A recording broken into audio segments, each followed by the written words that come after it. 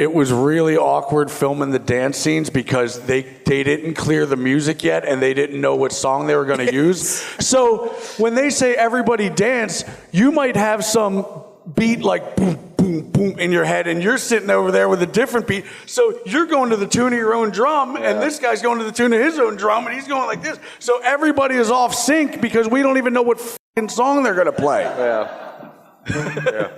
And I'm as white as they come anyway, so there's just zero rhythm. So, first person I'd like to bring out, you might have seen on Jackass, Viva La Bam, and of course, Grind. Please put your hands together for Bam Margera.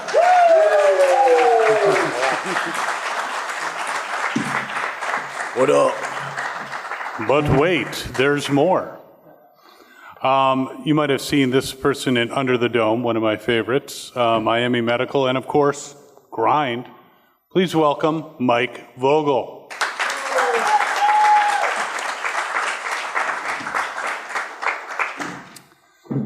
So we do have a microphone there for when you have questions. Please feel free, do not be shy. But the first question I have for you guys is, how are you enjoying this con? Good. This is my third one that I've done in like the past 3 years. So usually it's not too far from I live in Westchester, Pennsylvania. So it's a 2-hour drive, but I just came from Los Angeles now. So I haven't got to, I usually have my car and the dogs here. So yeah, it's a nice, easy trip up. Fun. Awesome. Mike? yeah, great. I've only done, I think this is maybe the 5th convention I've ever done anywhere. So anytime I can slide something in on the East Coast here and get a little closer to home is a bonus for me. So it's been great being here, great meeting everyone. So don't give us your exact address, but where on the East Coast are you? Well, I live in Nashville now, but Bam and I grew up around the same place outside of Philadelphia. So all my family's still back in Bucks County. Oh yeah, you're 133 East Minor Street. Yeah. There we go.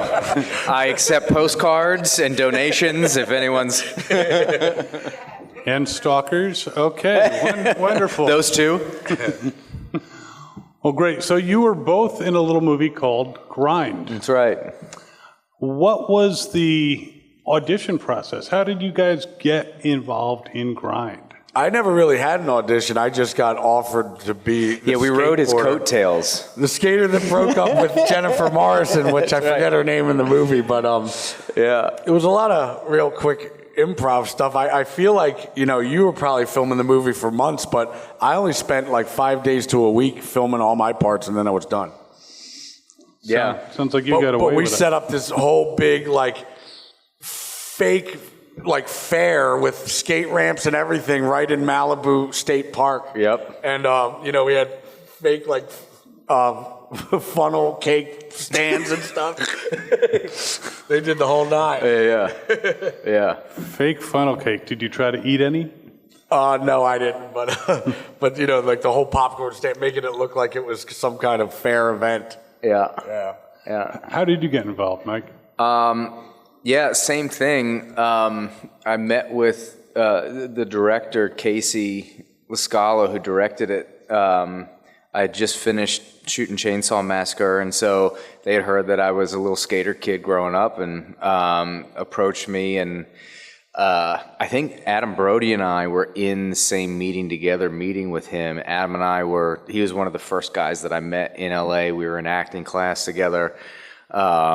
He grew up skating throughout LA. So it was I as a kid, I loved Gleaming the Cube. And there had not been a film, except watching this guy's skate videos growing up. There had not been a film done to that point. So to be a part of something that could kind of modernize it. I think besides Gleaming the Cube with Christian Slater, the only thing besides that in movies was Police Academy 4, when they were bombing the hill. It was Tony Hawk and a couple Bones Brigade members, but that's the only taste of skating that we ever had in any kind of movie. Yeah. So if you guys could collaborate on a Grind 2, It'll be us in wheelchairs and walkers.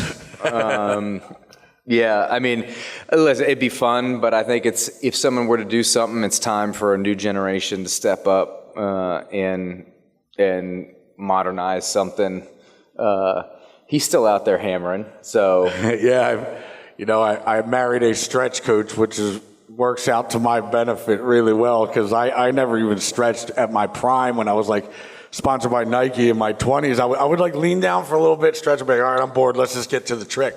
Now I lay there on a table for like 30 to an hour, and my legs they feel like they're back to the way they used to be when in 2013 I was on this rock tour partying real hard, and the doctor said that my legs were like dry rotted rubber bands, and good luck trying to skate. And he said, reach down to touch your toes. I did, and my hamstring popped, and I was out for a year, which made me drink even more. I'll show me. Wow. Well, I wasn't necessarily seeing you as doing the skating, as being the mentors of the skate team. Though I got to ask, if you were going to give bad advice to someone because you didn't want them to succeed, what would you tell them? I try to ask the weird questions. Yeah. So You would know far better, my friend. I think telling somebody good luck when they're going to do something gnarly is like, I really don't think you're going to land this. Good luck, bro. Yeah. It's like kind of mean. Or there's a superstition we have in either skating or in snowboarding. You never say, this is my last run. Yeah, and if someone says that, you know they're about to go to the hospital every time. So we do a little wink wink, and it's like two more runs. 2 more runs, which means it's your last run, but you don't ever say it's your last run because you always get hurt on your last run. I can't even count how many times I'm trying to trick them. Like, all right, that's it. Next one, and that's it. And I swear, and I come closer. I'm like, one more. Yeah. All right, one more, and I swear I'm breaking my board if I do it one more time. All right, one more. Yeah. It's a real problem. well, that is awesome, and it looks like we have a question. Hi. So I literally have the DVD version of your movie. Little closer to the mic. I've been watching the movie. I saw it in theaters, so I've lived on this movie for my whole life. I've actually taken this move from you, Bam, a bunch of times. No. I think that became a meme. The question I have for you is, who came up with the dance move in the van when you're listening to Ain't Nothing But a Good Time? Oh, jeez. We literally improvised the entire thing. And I still look back at some of the dance scenes in that movie and go, what were you thinking, Vogel? What were you thinking? But yeah, we had some fun, turned us loose on a little 80s rock, and it was great. So I think there's something about being that young and dumb, in your career where you've got nothing to lose, you've got nothing holding you back, and so we were just stupid. And then you put Vince Viloff in there, who played Matt, and he was off of his rocker, and I think he just kind of fed the crazy for all of us, and we had a great time doing it. You know what? I could also say this. It was really awkward filming the dance scenes because they didn't clear the music yet, and they didn't know what song they were going to use. So when they say everybody dance, you might have some beat like boom, boom, boom in your head, and you're sitting over there with a different beat. So you're going to the tune of your own drum, and this guy's going to the tune of his own drum, and he's going like this. So everybody is off sync because we don't even know what fucking song they're going to play. Yeah. And I'm as white as they come anyway, so there's just zero rhythm. So. I was coming up here to fix the microphone, but it seems like it's on and not working, so I guess I have to ask a question now. Yeah. I'm going to steal his favorite question to ask people, which is, if you guys were vending machines, what types of items would you dispense? If you were vending machines, what type of items would you be dispensing? Fuckable asses, fuck sauce, and a big rubber dick. Could you fit that in a vending machine? Good gracious. For me, it would be growing up in the 80s, the plastic eggs that had slime in them that my parents would beat my freaking rear end for every time because I would throw it on the wall, it'd get stuck in the carpet, it would stain everything. God knows what chemicals they used back then, but I miss it. I miss it. My son Phoenix would be at your vending machine all day. His favorite thing is slime right now. He's 7. Yep. I'm just going to ask, John, can you check the volume on the audience mic? Because it seems like... And if anyone else has questions, please come on up. But I want to ask you guys, as skaters, if you had unlimited budget, and you could design the most badass skate park, what would it have? Well, I already had the pleasure to do this, for I had the longest Florida shuffle, a Guinness Book World Record. If you don't know what the Florida Shuffle means, it means when you get 5150, you have to do 90 days. And when the interventionist finds out that you have good insurance, they'll find reasons to keep you there for eternity. So I did 13 treatment centers at 90 days apiece, back to back to back, with nothing better to do than to create my own font of a language that I could read quicker and write it quicker than English. And then I also designed the perfect skate park that nobody even has to build anything different than what I made, because it has everything in such a compact area, and I have the designs at my house. I was actually showing some people from Red Bull, and they have real big interest in it, but it's really hard to explain. Yeah, I'd imagine. You didn't bring it along to show, a little slideshow? Forgot to bring it No along. Exhibit A? No Exhibit A. All right. I mean, for me, I could design the craziest, but I think there's something nostalgic about some of the places that you first grow up skating. And for me, it was out in Montgomeryville, there was this skate park called Cheap Skates. Oh, yeah. And it was, I thought I died and gone to heaven. The fact that all of this, I ruptured my spleen there.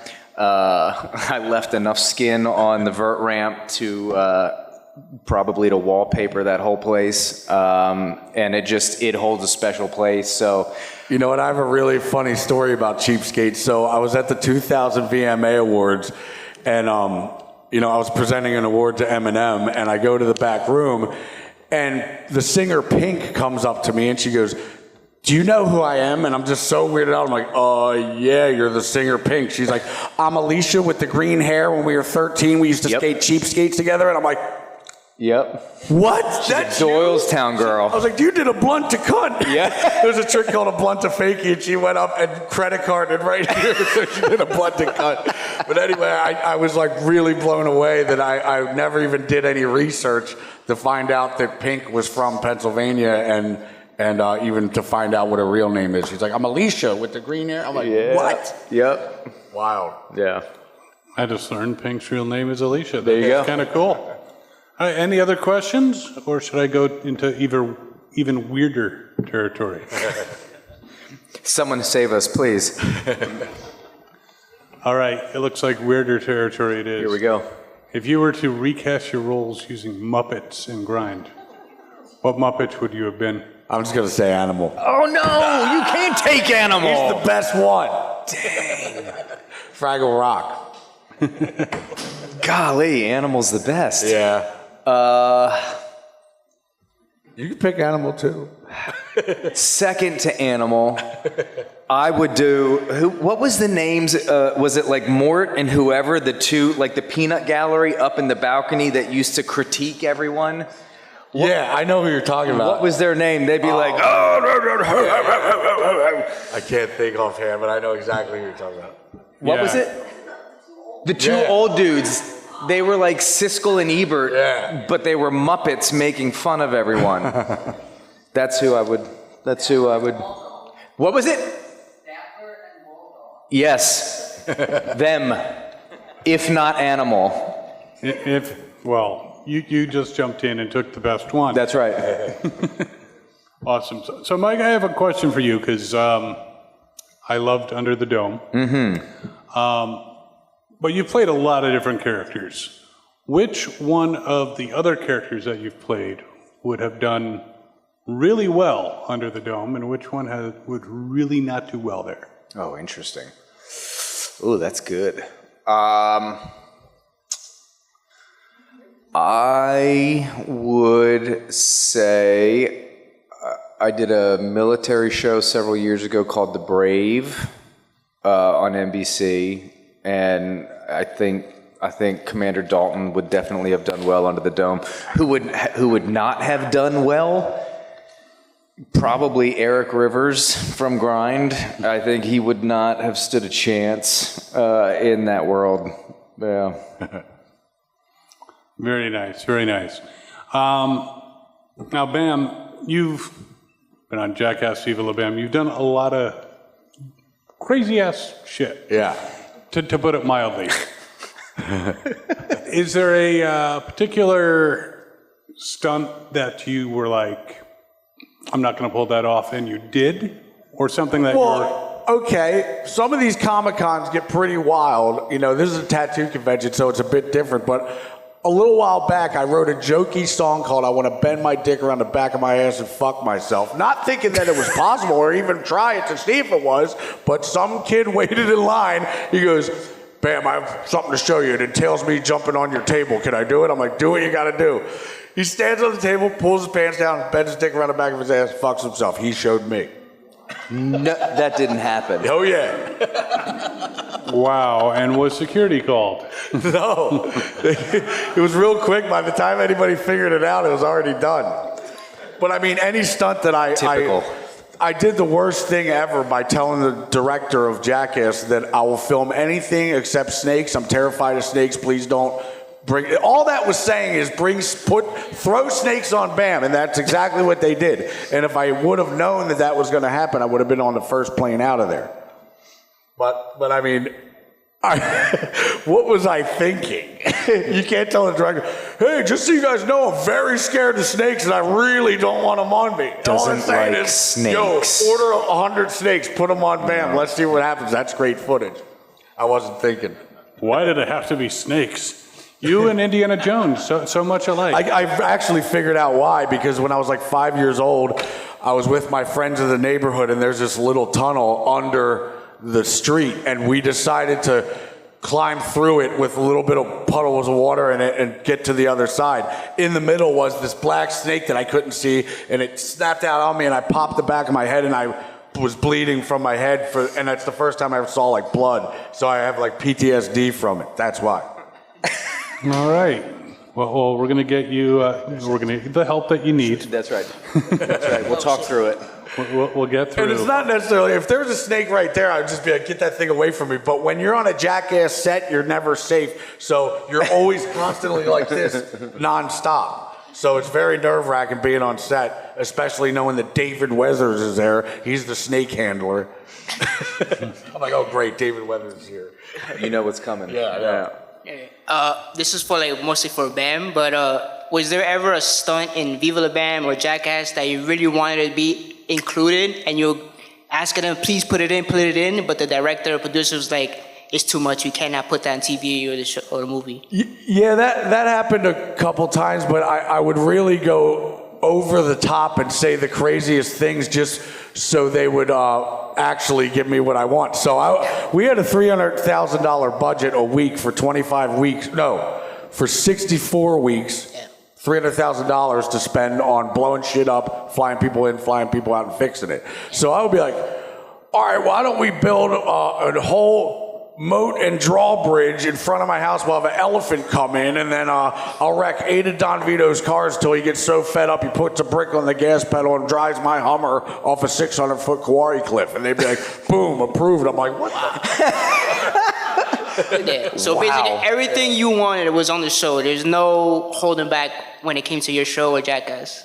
Yeah, I mean, sometimes when it's a spur of the moment thing and you know, somebody does some weird backflip naked into the pool, of course you can't show that unless I talk them into blurring it or whatever. But I mean, nothing too crazy that I had to like completely delete it. Only one time we had to completely delete something for good on Jackass. So what was that? Dave England was at Venice Beach, and he has one of those easels to paint your picture. yeah. So this 80-year-old lady comes by, and she thinks that he's painting her face for $5 or whatever, only to reveal a stick figure her naked with her pussy all hanging up, says slut. And she goes, "Oh God, you need church." And then MTV saw, they're like, "Yeah, no, we're never can't showing do that. Can't do that. Good try, guys. Thank you. All right. I don't know that I would have wanted to I think see you're that. speechless right now. Yeah. And another time we did this thing called Body Bag at Dump, which Brad Pitt was involved in this. We had him wait in the Pink's hot dog line, which is crowded even at 3 a.m. in Hollywood. And he was waiting there alone because we dropped him off, and we have all these secret cameras. And we pull up in a van with all these fake crowbars and beat the shit out of them and then throw them in the van and take off. We never thought twice that, there could be some hometown hero that wants to save the day to Brad Pitt and have a knife on him and get stabbed. Or maybe just an off-duty police officer or whatever. And he was with Jennifer Aniston at the time. She's still mad at us. She'll never talk to us. But, and that Body Bag at Dump was a similar thing with Ryan Dunn. We wrapped him up with... bubble wrap, duct tape or whatever, beat the shit out with the fake crowbars, throw them in a dumpster, and then just film reactions. But the police force of Pennsylvania shut down everything that they were doing to go get there, only to find out it was us fucking around. So in order to avoid a big lawsuit, we just didn't show it. Jeez. Wow. Mike, anything of that nature in any of the films that you've done that they couldn't show because, I showed up late to work one time. It was really rebellious. Yeah. You can't, there has never been and will never be,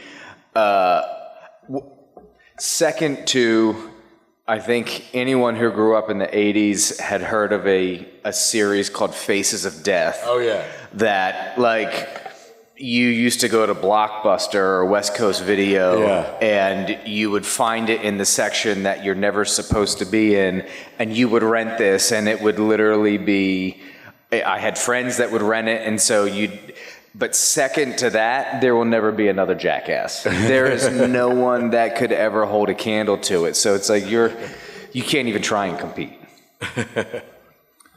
And we heard rumors of what you guys were doing before it ever became a show. They were doing this stuff around the streets of Philadelphia. Yeah. And you'd catch little underground videos of what they're doing. It was did you see what that? There's no way. And then when it became a mainstream show, it's holy cow. Yeah. So, Mike, did you actually were you ever thinking, I'd like to be on that Jackass show? God, no. No, I was sensible, and my wife and I got married really young, and so if I could watch someone else abuse their body and take the enjoyment from it, I was I'll do that rather than sacrifice myself.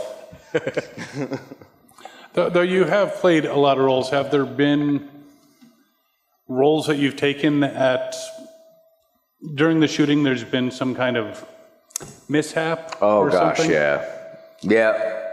yeah. No, there's. I've seen people get electrocuted on set in a movie I did. I probably shouldn't say. That was a gnarly day. We've had mishaps with gunfire. Fortunately, nothing serious. But on the same set that Brandon Lee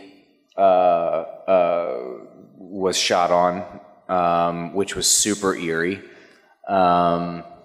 There's always, I think you get so comfortable, everyone is so great at doing their jobs that you take it for granted that we're playing make-believe, and you think that everything's always safe, and then something goes sideways, and you quickly realize, you can't plan for everything. There's still going to be accidents that happen, and I was so many times just stupid and ran headfirst into dumb things that you never stop to think, oh wow, if they missed one thing in this, I'm dead. So you guys just got paid to do it, that's all. Well, you kind of got paid to do it. Ish. Again, any questions, please come up. Bless you. Consente. That was a stunt. Was that a stunt sneeze?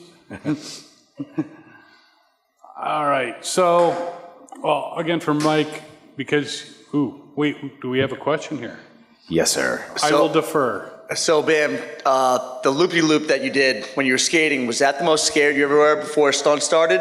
Or was there something else besides the snakes that you were the most scared before you knew that you were going to get Yeah, into it was stunt? a different kind of scary because, Tony Hawk was the only one that at that time that proved that the loop is possible. He did it in the Birdhouse The End video.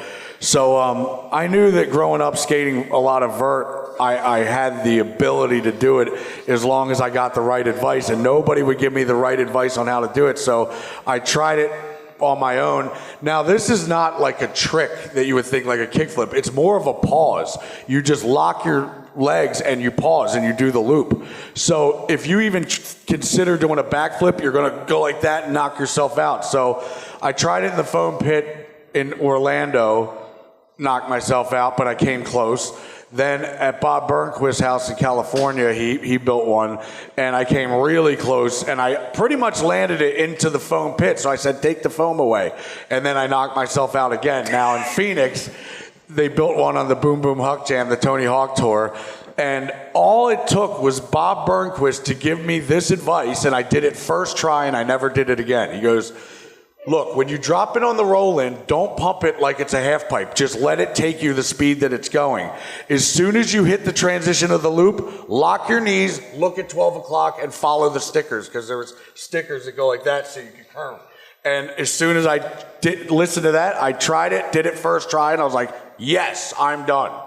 Wow. Yeah. That's amazing. Thank you. And Tony Hawk put on a monkey outfit for Jackass because he was doing the loop quite often, but to be in a suit, you can't really see well, and he tried it and knocked himself out really bad that he said to his kids, I'll never do that again. I'll never do the loop anymore. Yeah, he was out of it. Wow. But impressive that, you did it on your own. If you guys were to collaborate on, say, a buddy cop movie, tell me how that would work out.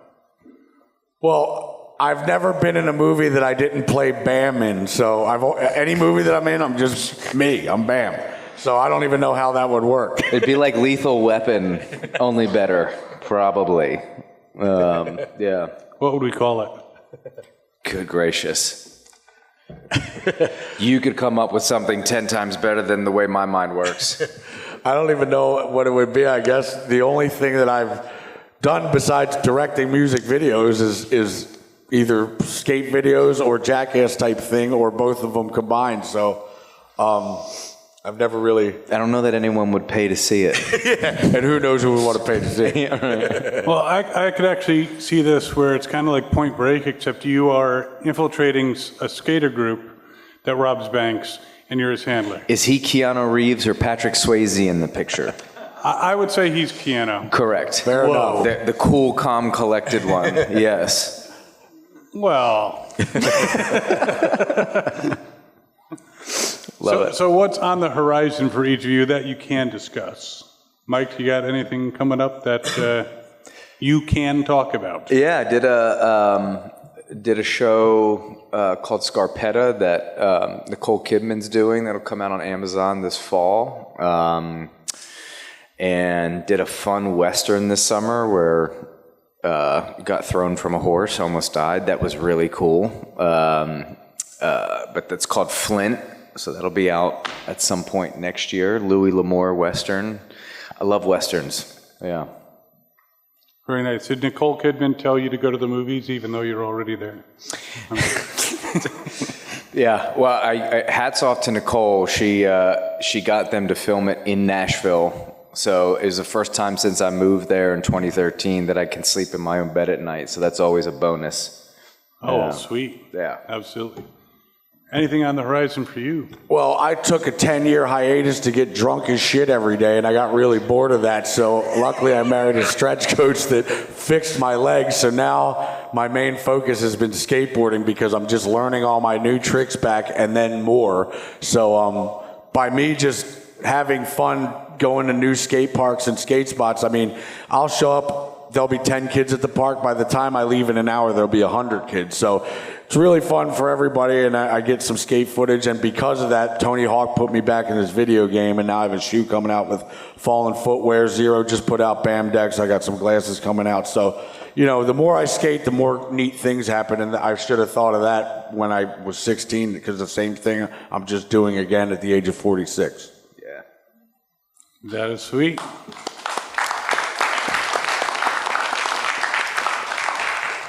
All right, final chance for questions. Going once, anybody? Ooh, we have a taker. And that was Hustle. Yeah. Hi, both of you guys. So I know you guys have been all over the country, let alone all over the world. Do you each have a specific one place that you've ever filmed, and follow up to that is your favorite experience there or a story that you could tell? I would say when we were filming Viva La Bam, we had a big budget to go to Europe and bring the whole cast and crew there. So Don Vito, my uncle, you know, never leaving the state of Pennsylvania in his life because he just really didn't have any desire to, or he couldn't afford it.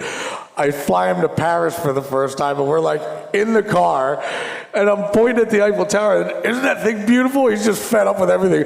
It looks like a fucking rundown Texas oil well. They should knock it down and build new. Now, why is he mad? Is because we all had direct flights to Paris from Philadelphia, but I made him go to Dubai, Abu Dhabi, and Constantinople first for just to be a fucking asshole. And he was so mad when he showed up. And I also dared him to eat a fucking metal Pop-Tart wrapper for $100 on the airplane as he was drunk as hell. And I heard him shit that out in the hotel room from next door. It was like, oh God. I was like, was that fucking metal wrapper? He's like, yeah, you fucking asshole. You know, just taking all my friends and filming there with a nice budget, the Europe trip. It was a 2-episode thing on the second season the first episode. So that was the funnest, yeah.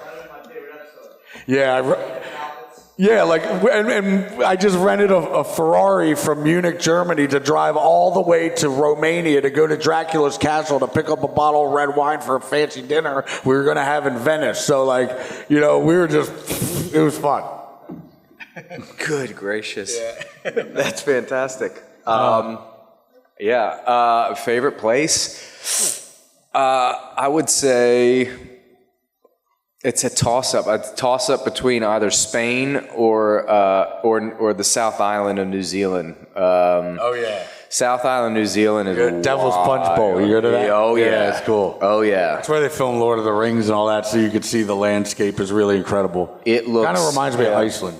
Yeah, it feels like you're in Montana, but at sea level somehow. Yes. Like you're in mountains that are up above cloud level, but you're at the bottom, you're at sea level. It's a weird, it's every bit of Lord of the Rings that you can imagine. It's genuine Hobbit town. And it's pretty rad that you said Spain, because when I went to Spain, I stayed for 2 years just because it's like a skater is an architect there, and they build it for it's one big giant skate park. When I got home, I'm like, I'm not skating that. There's a crack right there. No. Yeah, what? That's spoiled. I came from Spain. Everything's perfect marble and transitions, and they don't kick you out there because they consider it a fucking art form to scratch up the ledges. And I'm 46. I'm definitely not going to be running from the security guard trying to take my skateboard. Bring me back to Spain. Yeah. Yes and amen. Awesome. So, switching gears, since we're at a con, and I know you said, Mike, this is like your 5th one. Yeah. But for each of you, do you have a memorable interaction with a fan?